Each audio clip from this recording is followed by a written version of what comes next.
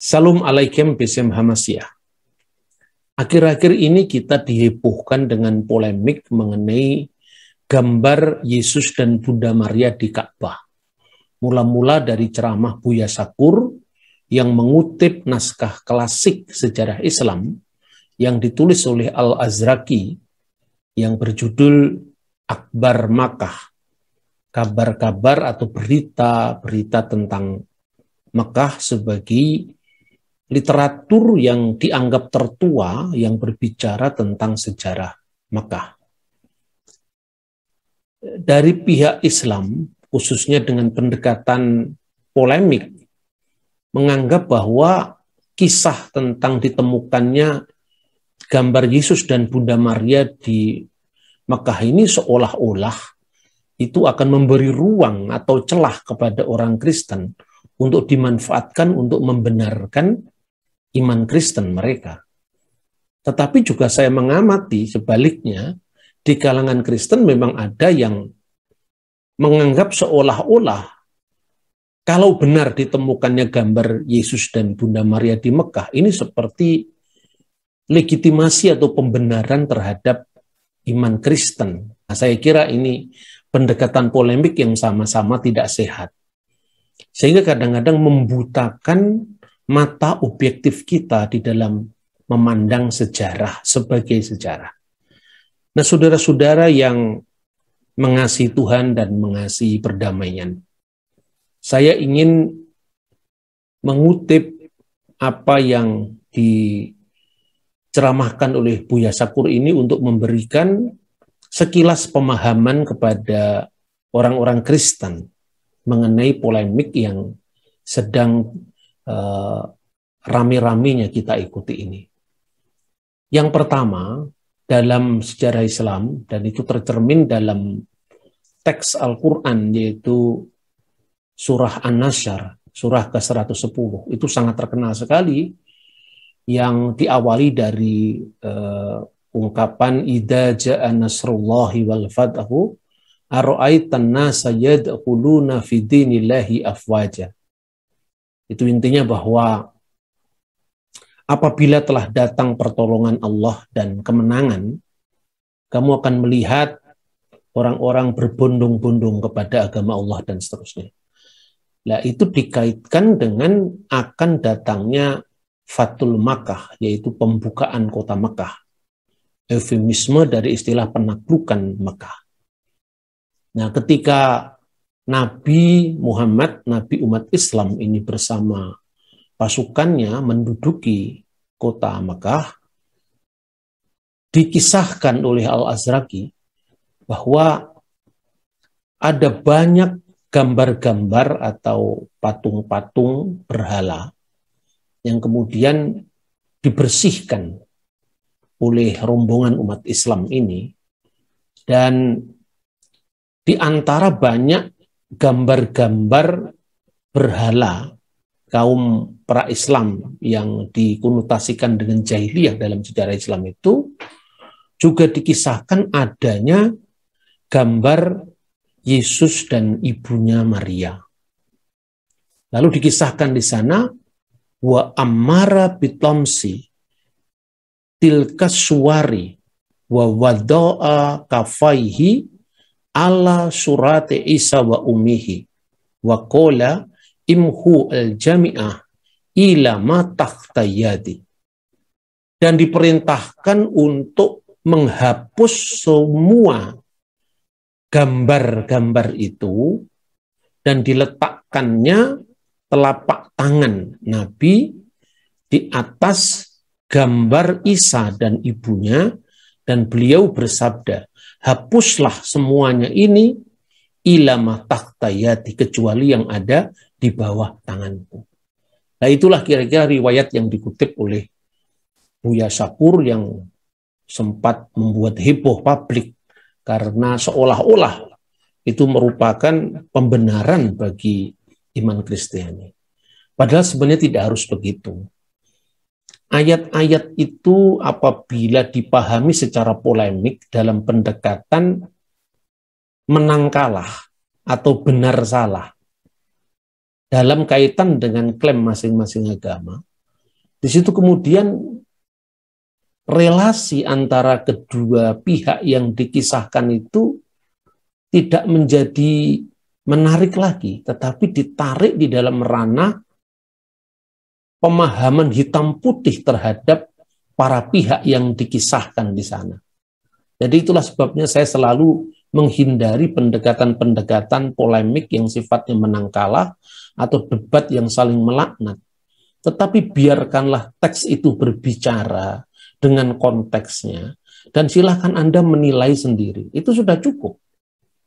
Terlepas dari perbedaan pemahaman tentang siapakah Isa dan ibunya, siapakah Yesus dan Bunda Maria, sejarah Islam sendiri memberi penghargaan terhadap umat Kristen, dan itu tampak dari penamaan salah satu surah dalam Al-Quran, yaitu surah ke-19 yang disebut surah Maryam. Terlepas daripada perbedaan dalam pemahaman mengenai siapa Yesus dan siapa Maria. Begitu juga di dalam ayat-ayat yang muncul secara kronologis pada masa Madinah. Itu di tengah-tengah konflik umat Islam saat itu dengan orang-orang musyrik, yaitu orang-orang politis dan orang Yahudi. Tetapi juga ada penilaian yang lebih bersahabat terhadap umat Nasrani. Wala tajidanna aqrabahum mawaddatan lil ladzina amanu ladzina qalu inna nasyara. Dalika bi anna minhum qisisina wa ruhbana wa annahum la yastakbirun. Dan kamu dapati orang-orang yang paling dekat bersahabat dengan orang-orang beriman, maksudnya di sini konteksnya orang-orang Muslim, adalah mereka yang berkata kami adalah orang-orang Nasrani. Hal itu disebabkan di antara mereka ada para pendeta, para imam, waruhbana dan para rahib, dan mereka la yastakbirun, tidak menyombongkan diri. Sekali lagi, terlepas dari bagaimana kita memahami ayat-ayat ini, dan itu saya kira bukan wilayah saya, tetapi artinya bahwa ada hubungan yang cukup harmonis antara Islam dan Kristen. Maka seharusnya ketika menghadapi perbedaan dalam hal teologi, itu bisa diselesaikan dengan dialog yang saling hormat-menghormati, bahkan dalam kedewasaan mengakui bahkan merayakan perbedaan.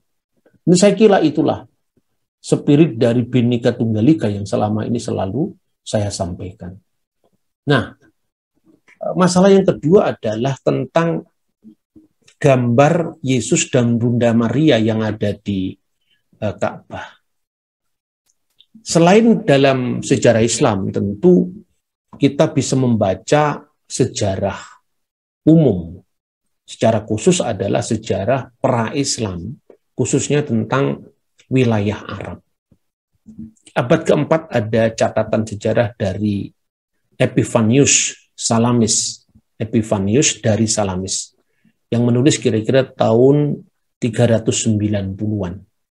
Karena Santo Epiphanius itu lahir tahun 315 dan meninggal tahun 403. Dalam bukunya yang berjudul Panarion. Panarion itu artinya kotak obat. Nah, dalam hal ini dia mengatakan bahwa pada waktu itu ada bidat-bidat Kristen ya, yang jumlahnya itu 80.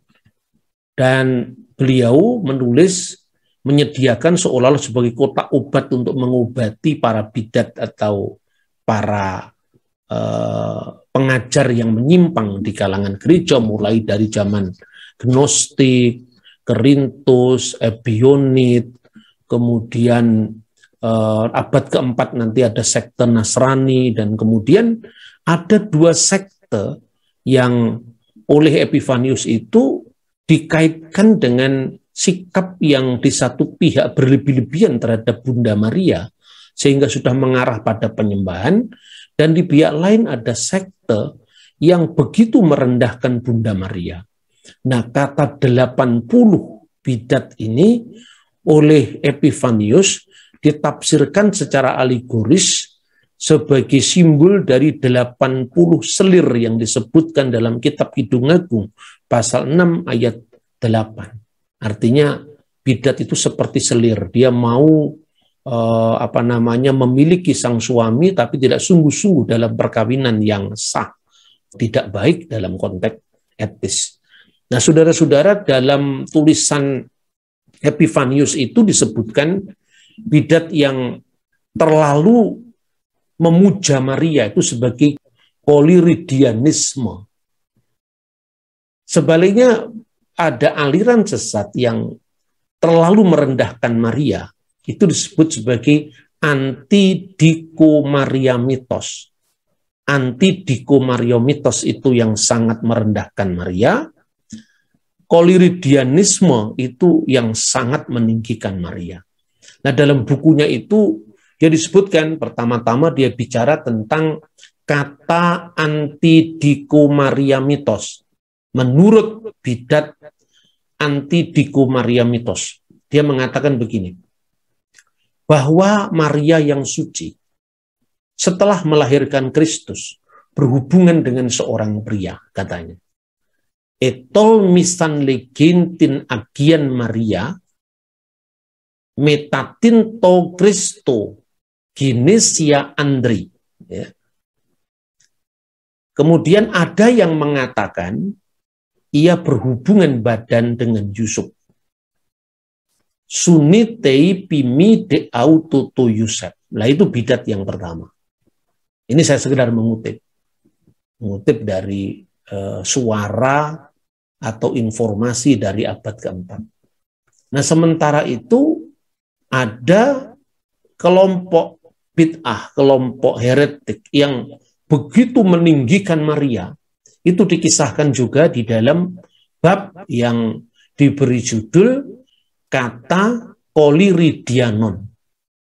Menurut atau ajaran menurut koliridianisme. Dia mengatakan begini, diiguntai gar os tines gunaikas ekeisi enti Arabia, ya, ekeisi enti Arabia apoton meron tis tragis. Dikisahkan beberapa wanita di Arab memperkenalkan ajaran yang ganjil dari wilayah Trakis atau Trasia. Bagaimana ajaran yang ganjil itu? Nah, ini penting. Mereka mempersembahkan korban berupa roti gulung atas nama sang perawan abadi. Dan semua wanita di sana mengambil bagian dalam upacara ini. Tauto tokeno punima eninoksasin os es onomates e partenu kolirida. Jadi kata kolirida ini yang akhirnya menjadi kata koliridianon atau koliridianisme. Maka apa yang seharusnya disikapi oleh orang Kristen yang sejati mengenai ajaran yang sesat ini? Lalu Epifanius dari Salamis menggambarkan bagaimana orang-orang Arab ini memuja Maria dengan menghias sebuah gerobak dengan berbagai macam bunga. Lalu di atasnya ditaruh gambarnya Maria dan putranya Yesus Kristus. Lalu dia mengkritik ajaran ini, ajaran ganjil, ajaran iblis yang tidak sesuai dengan iman Kristen. Maka ditekankan bahwa otigartheos, Maria itu bukanlah Tuhan, Maria itu bukanlah Allah. He exousa tosoma, dan tubuhnya Maria itu tidak berasal dari surga, dia adalah manusia biasa. Begitu ditekankan. Yang berasal dari surga itu sang logos, yang dikandungnya. Kalimatullah, firman Allah yang dikandung oleh Maria, yang itu berasal dari surga. Oleh karena itu, stop seluruh penyembahan terhadap Bunda Maria. Meskipun kita harus menghormati Maria, entimi esto Maria, kita harus tetap menghormati Maria. Tidak seperti ajaran yang dikritik sebelumnya, anti-diko Mariamites. Tidak. Tapi kita tetap menghormati Maria. Entimi esto Maria. Tetapi, hudi pater ke ios ke agion pneuma, proskunisto, tetapi Bapa, Putra, dan Roh Kudus yang harus disembah. Tin Marian mideis proskunito, dan bukan Maria yang disembah. Ini adalah catatan sejarah dari abad keempat dari Epifanius Salamis. Dan sejak itu, gereja tentu tidak menerima ajaran yang salah ini yang memasukkan Maryam dalam penyembahan. Setelah munculnya agama Islam, sekte ini masih dikenal dan dianggap juga sebagai sekte yang keluar dan menyimpang dari ajaran iman Kristen, seperti yang dicatat oleh Yohana Mansur ad-Dimaski, Yohanes Damaskus yang berkarya pada dinasti Umayyah. Nah, yang menarik saudara-saudara, berarti saya mengamatinya itu dalam logika dialog ya, bukan logika polemik. Seperti ini. Teman-teman Muslim yang seolah-olah tidak rela, entah itu benar, entah itu salah, saya tidak menilai itu, bahwa adanya gambar Maria yang ada di Ka'bah dan itu disendirikan oleh Nabi umat Islam itu agar tidak dihapus, dan menurut kisah gambar itu masih bertahan sampai kemudian dihancurkan pada masa dinasti Umayyah. Saya kira ada banyak catatan yang kontroversial tentang itu, tapi kita tidak perlu masuk ke sana. Tapi intinya bahwa kalaupun misalnya Muhammad menyendirikan atau mengkhususkan gambar itu dan tidak menghancurkannya, saya kira itu tidak berarti juga membenarkan ajaran Kristen. Saya kira tidak usah terlalu jauh. Tetapi itu sebagai bentuk respek terhadap agama Kristen. Terlepas daripada kisah itu historis atau tidak. Tetapi kalau saya melihat catatan-catatan gereja, catatan-catatan sejarah tentang bidat-bidat Kristen, dan di situ poliridianisme itu dikutuk sebagai sebuah ajaran yang menyimpang dari iman Kristen. Saya kira juga sebaliknya orang Kristen tidak perlu harus menganggap bahwa adanya gambar Maria dan putranya Yesus Kristus itu sebagai semacam pembenaran terhadap iman mereka. Saudara-saudaraku, iman kita tidak tergantung benar atau tidaknya ada gambar Bunda Maria dan Yesus di Ka'bah. Saya kira itu hanya sebuah referensi saja, tapi tidak menjadi dasar dari iman Kristiani. Bahkan kalau kita mengutip dari tulisan Epifanius dari Salamis tadi, justru kemungkinan besar itu adalah sisa-sisa penyembahan pagan yang juga turut dilakukan oleh orang Kristen bersama orang-orang politis yang lain di Mekah. Jadi ada nuansa polemik yang menurut saya tidak perlu harus terlalu diikuti sehingga kita terjebak dalam arus polemik ini. Misalnya, ketika teman-teman polemikus Muslim mencoba untuk menyangkal mengenai adanya gambar Maria dan Yesus yang kemudian oleh Nabi diberikan sikap yang khusus dibanding dengan berhala-berhala jahiliyah yang lain. Itu disangkal dengan misalnya mengutip karya Ibnu Hisham, Sirah Nabawiyah li Ibnu Hisham, yang itu merupakan kompilasi dari penulis sebelumnya, yaitu Ibnu Ishaq yang berasal di abad ke-8. Di sana tidak ada gambarnya Maria, di sana tidak ada ikonnya Yesus dan Maria katanya. Yang ada cuma 360 patung berhala yang dihancurkan oleh Muhammad misalnya. Tetapi kalau logika seperti ini diikuti, berarti segala macam bentuk penyembahan terhadap anak-anak Tuhan yang dikenal dengan Banatullah atau putri-putri Allah, tentu itu tidak menyangkut kepada iman Kristen, tetapi itu menyangkut kepada Allata, Usha, dan Manat sebagai putri-putri Allah. Nah, dengan demikian, penyangkalan terhadap tidak adanya jejak kekristenan di Ka'bah berarti ya lam yalid walam yulad walam yakul lahu kufuwan ahad tidak berlaku untuk iman Kristen. Karena memang itu bukan ajaran Kristen. Ajaran Kristen tidak ada yang mengajarkan bahwa Allah itu beranak dan diperanakkan seperti yang diajarkan oleh kaum jahili di Mekah. Seperti itu. Nah, sebaliknya ini juga kritik saya terhadap teman-teman Kristen yang seolah-olah memblow up berita ini atau menjadikan berita ini seolah-olah sebagai pembenaran. Itu loh. Nabi umat Islam sendiri mengakui ada gambar Maria dan ada Yesus di Ka'bah.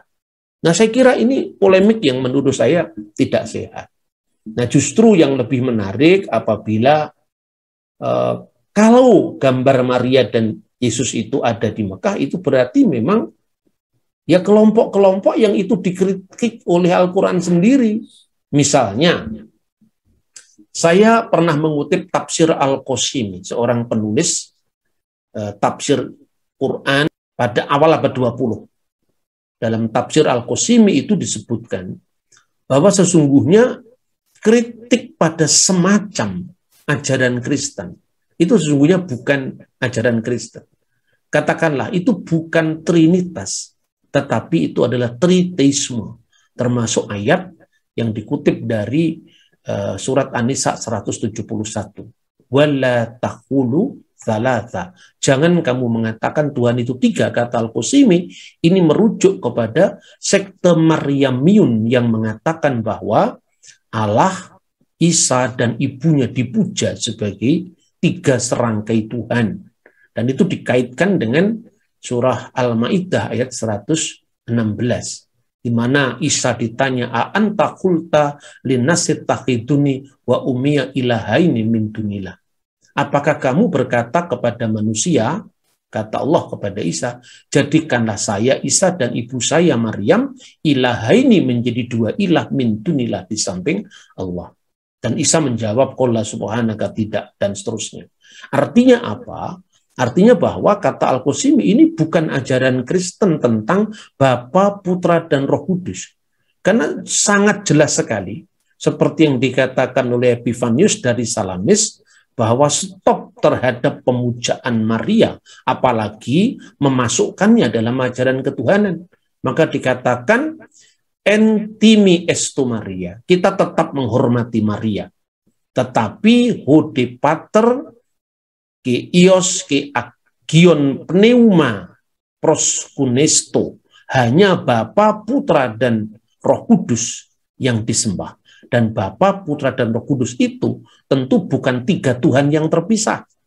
Saya berkali-kali mengatakan bicara tentang misteri Tritunggal itu adalah bicara tentang misteri di luar konteks ruang, konteks waktu, bilangan, penjumlahan, pengurangan. Tritunggal itu bicara tentang sebelum segala abad, sebelum ada ruang, sebelum ada waktu, sebelum ada hitungan. Maka kalau dikatakan firman Allah turun dari surga, nazala minas sama'i wa tajasada bi rohil kudus wa min Maryam al-adra, kata pengakuan iman, itu tidak berarti surga jadi kosong. Karena ketika Anda menempatkan bahwa Allah di sini dan tidak ada di sana, berarti Allah terikat oleh ruang dan waktu.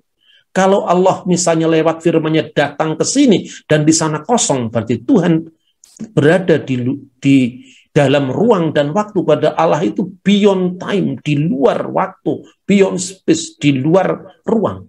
Nah, ini ajaran Kristen yang sebenarnya, sehingga setiap kali kita berdoa, kita selalu mengatakan Bismillah walibni warrohil kudus al-ilahu wakid. Demi nama Bapa dan Putra dan Roh Kudus, yaitu Allah yang esa. Keesaan Allah itu digambarkan, bukan tiga yang terpisah. Karena itu bapak-bapak gereja konsili-konsili apostolik selalu menggambarkan bahwa una substantia tres persona. Tuhan itu satu wujud, tetapi di dalam tiga personalitas, pusat kesadaran, yang satu sama lain itu bisa dibedakan, tapi tidak bisa dipisahkan. Seperti saya, pikiran saya, dan roh saya bisa dibedakan, tetapi tidak bisa dipisahkan. Diskresi non separati, distingsi non divisi. Masing-masing punya keunikan. Pikiran saya bisa dibedakan dengan roh saya, tetapi roh dan pikiran saya ada dalam diri saya. Nah, itulah yang perumpamaan paling mudah tentang Tritunggal. Tetapi kalau Anda tanyakan, bagaimana yang lebih mudah lagi? Ya tentu, bicara tentang Tuhan itu tidak ada sesuatu yang mudah. Kalau tubuh, jiwa, dan roh itu satu, itu mudah. Tetapi ketika saya tanya, coba kamu gambar roh itu seperti apa? Tidak sederhana lagi. Karena ketika kita bicara tiga benda, itu berada dalam ruang dan waktu. Tapi kalau kita sudah bicara tentang roh, Tuhan Maha Hadir, Innallaha Ma'asobirin, Immanuel, itu tentu di luar konteks ruang dan waktu. Nah, kiranya kontroversi ini bisa mendewasakan kita, sehingga kita justru tidak lebih melihatnya dari aspek menang atau kalah, pembenaran atau penyalahan. Itu bukan iklim Indonesia, di mana kita bisa berdialog tanpa saling mengutuk, menyadari perbedaan masing-masing tanpa memaksakan paradigma agama kita kepada orang lain. Tuhan memberkati kita. Shalom Bhinneka Tunggal Ika. Shalom Alaikum Bisham Hamasiah.